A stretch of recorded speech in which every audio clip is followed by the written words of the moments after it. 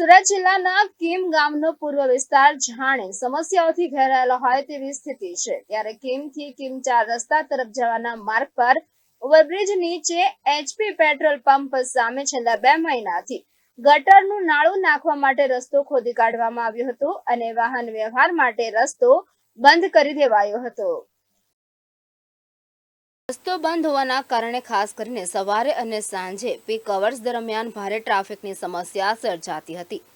સ્થાનિકો દ્વારા વારંવાર રજૂઆતો કરવા છતાં સમસ્યાનો ઉકેલ આવ્યો ન હતો।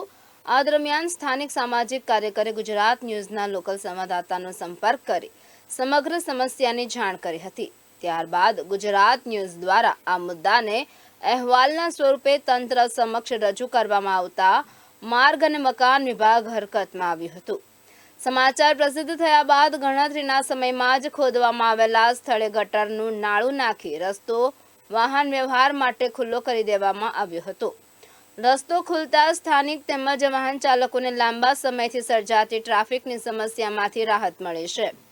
કીમ પૂર્વ વિસ્તારમાં છેલ્લા 2 મહિનાથી રસ્તો બંધ હોવાના કારણે સ્થાનિકો અને વાહન ચાલકો ભારે હાલાકી ભોગવી રહ્યા હતા।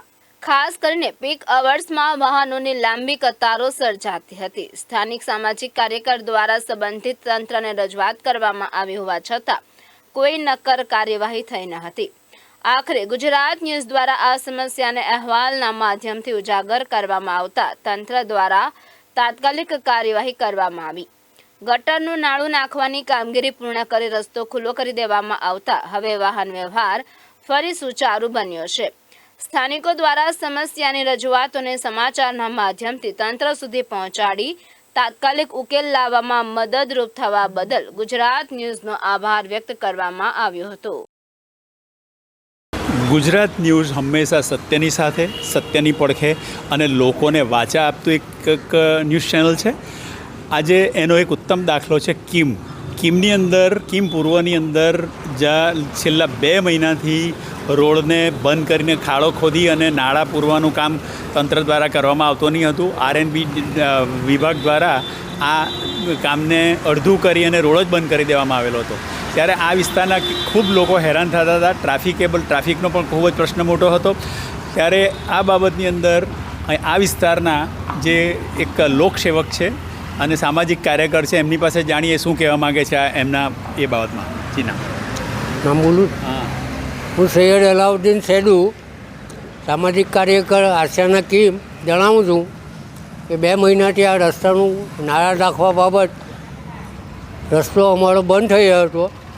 કોઈએ તંત્રએ ધ્યાન આપ્યું નહીં। ત્યાર પછી ગુજરાત ન્યૂઝ ચેનલે એમની વાચા આપીને સત્યને માર્ગે લઈને 2 દિવસમાં અમારું કામ સંપૂર્ણ કર્યું છે।